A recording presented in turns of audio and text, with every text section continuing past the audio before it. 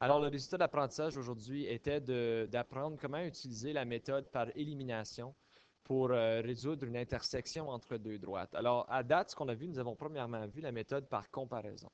Elle était utile lorsque nous avions deux équations sous la forme y égale à mx plus b.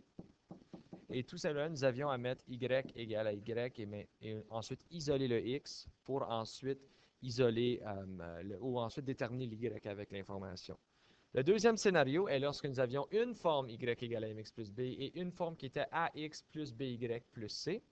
Et nous utilisions la méthode par substitution. Donc, le but de ceci était de prendre le y et de le substituer dans le y de la deuxième équation pour ensuite isoler ton x et déterminer ton y par la suite. Mais on arrive avec la situation 3 où ce que j'ai deux équations qui sont ax plus by plus c. Et on n'a pas encore vu une façon de isoler ceci ou de déterminer le point d'intersection entre les deux. D'abord, si je voudrais vraiment faire ça fonctionner, typiquement, on aimerait ça que ce soit genre sous la forme mx plus b ou en mettre un sous la forme mx plus b. Fait qu'en faisant ceci, j'ai choisi 10x plus 5, 15y moins 17 égale à 0. Je l'ai isolé mon y, ça m'a donné moins 2 tiers x plus 17 quinzième, ce qui est vraiment laid à regarder. Et ensuite, je me suis dit, je dois donc le substituer dans mon équation. Remarquez les belles fractions que nous avons là, ce qui m'a donné finalement que x est 4 cinquièmes, pour ensuite remettre dans mon équation pour trouver que mon y est aussi 3 cinquièmes. Mais c'est vraiment décourageant comme étape, il y en a beaucoup, et c'est beaucoup plus simple que ça lorsqu'on utilise la méthode par élimination. Alors, passons à notre méthode d'élimination. C'est à être utilisée lorsque j'ai ax plus by plus c égale à 0 dans les deux cas. Donc, comme celle que vous voyez en ce moment, j'ai 4x moins 3y moins 19 égale à 0 et x plus 3y moins 1 égale à 0. Le but de l'élimination,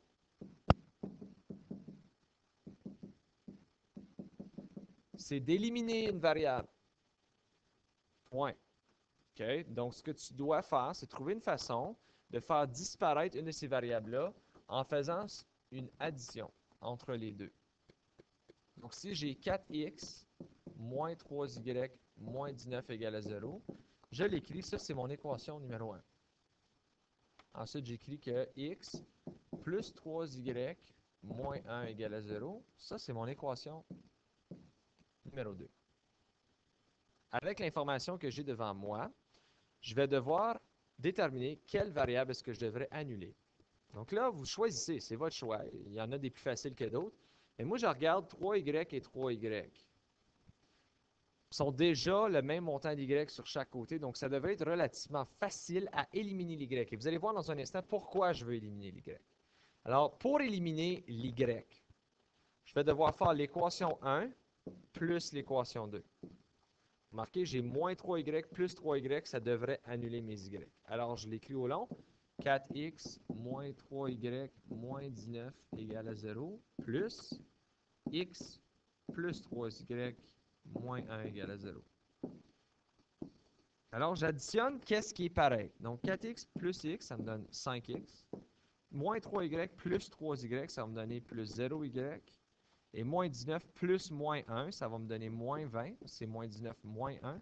Et 0 plus 0, ça me donne 0.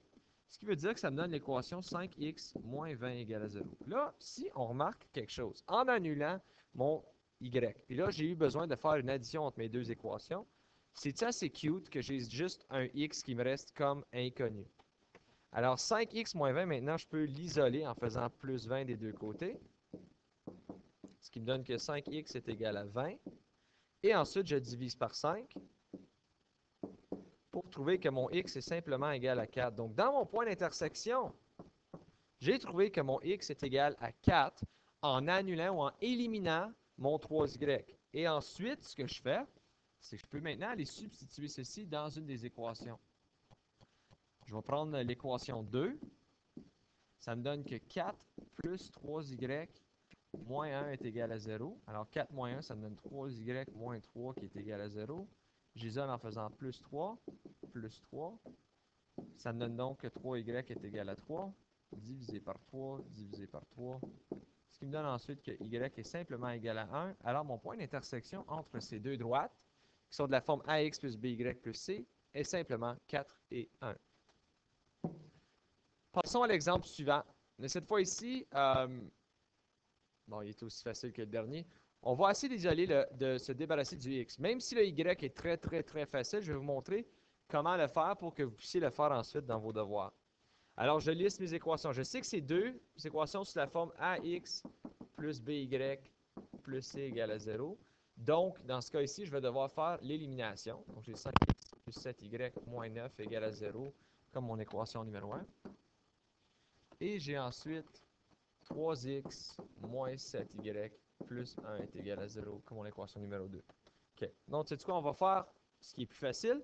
Je vais regarder quelle variable est-ce que je veux éliminer. Donc, si je veux éliminer le 7y. Pourquoi je veux éliminer le 7y? Parce que j'ai déjà 7y et 7y en commun. Donc, j'ai simplement à faire l'addition de l'équation 1 plus l'équation 2 dans ce cas ici pour le faire. Alors, ça va me donner 5x plus 7y moins 9 égale à 0.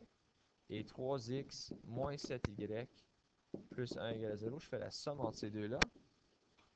Ça va donc me donner 8x plus 0y moins 8 égale à 0. Donc, ça me donne ensuite 8x moins 8 égale à 0. Ce qui va en isolant, ça va me donner plus 8 des deux côtés. 8x égale à 8. Et donc, si je divise des deux côtés, ça va me donner que x est égal à 1 dans le point d'intersection entre ces deux droites.